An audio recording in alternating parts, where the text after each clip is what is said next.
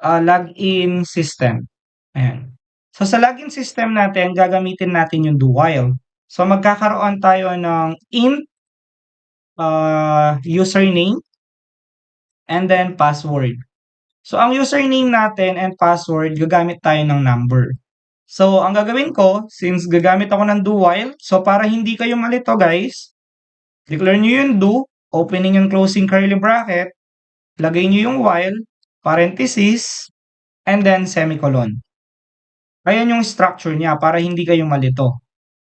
Okay? So, after nun, sa loob, ilalagay nyo na yung magiging condition natin. I mean, yung logic natin. So, papabayaan nyo muna to. So, lagay natin yung logic. Let's say, cout. And then, sabihin natin, enter user number. So, since integer ang gamit natin sa username natin. Then, magkakaroon tayo ng cin. Kukunin nyo si username. Then, semicolon. Then after nun, magkakaroon tayo ng cout. Sa cout natin, enter password number. And then, semicolon, and then cin, kunin natin yung password na number natin. Ayan. Then, after nito, ang gagawin natin is, let's say, gawa muna tayo ng nested if inside ng do while natin. So, after ng do while nyo, magkakaroon tayo ng first if. Let's say, sabihin natin, ang username dapat natin ay naka-equal dapat siya sa 1, 2, 3. Okay, and then, after natin makuha yung password na 1, 2, 3, gagawa tayo ng another if. Lalagay naman natin yung password natin, equal naman natin siya sa 4, 5, 6. And then, opening and closing curly bracket. After nito, sasabihin nyo lang, cout, login, successful. Okay? And then, lagay lang tayo ng end line dito. So, after nyan, so dito kasi, correct password ka. So, magkakaroon tayo ng else. Dito naman, ilalagay natin incorrect password.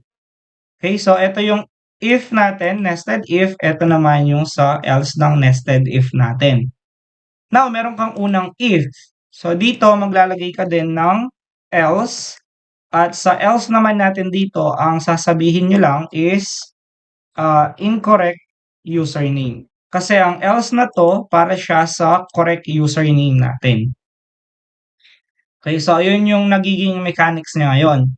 Now, kung ganito ang magiging condition mo inside ng do while mo, so ano yung magiging condition natin pagdating sa while? So, una, since meron kang dalawang variable, so magkakaroon ka ng username. Sabihin natin kasi, if incorrect yung username, ibalik mo ako dito, kay username. Dito, enter username. So, paano ko gagawin yon? So, gagawin ko yon, username is not equal sa 1, 2, 3, ibalik mo ako kay enter username. Now, hindi lang yun yung magiging condition mo, gagawa ka ng or.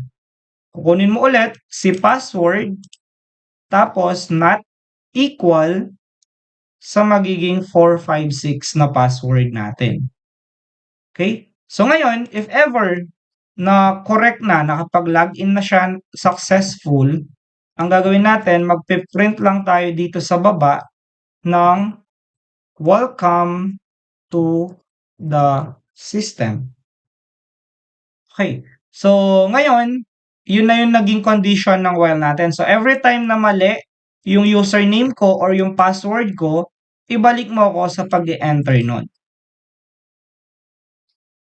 Okay, so let's say for example, ang lagay muna natin 1, 2, 3.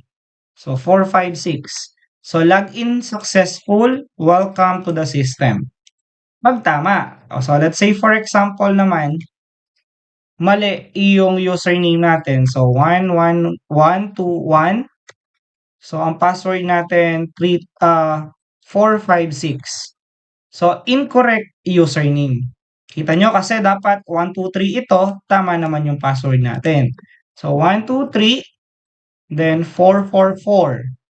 So incorrect password ka naman. Okay? So, ito yung importance guys na pag meron kang if, meron kang else for incorrect username. Pag meron kang if, meron kang else na incorrect password. So, doon pumapasok yun. Okay? So, pag nilagay natin 1, 2, 3, 4, 5, 6, login successful, welcome to the system. Napapansin nyo guys, kapag isa lang yung mali, let's say for example, ang username mo mali siya, incorrect, tapos ibabalik ka niya na mag-enter. Eto yan guys. Kapag mali yung password ko, naka-not na kasi siya. So, username not equal sa 1, 2, 3, ibalik mo ako dito. Or, ibig sabihin, or, yung password ko mali, ibalik mo naman ako sa same pa din, enter username and password.